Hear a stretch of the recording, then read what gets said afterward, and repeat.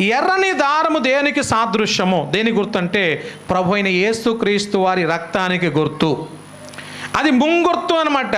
యేసు ప్రభు వారి రక్తంలో రక్షణ ఉంది. ఆ దారాన్ని చూసి ఆ కుటుంబం ఏ విధంగా అయితే తప్పించబడి యుద్ధంలో లేకుండా నాశనము కాకుండా కాపాడబడుతుందో, ఈరోజు యేసు ప్రభు వారి రక్తంలో ఎవరైతే కడగబడతారో, ఎవరైతే యేసు ప్రభు వారి రక్తము చేత శుద్ధి చేయబడతారో వారందరూ కూడా పరలోక రాజ్యానికి వారసులవుతారు.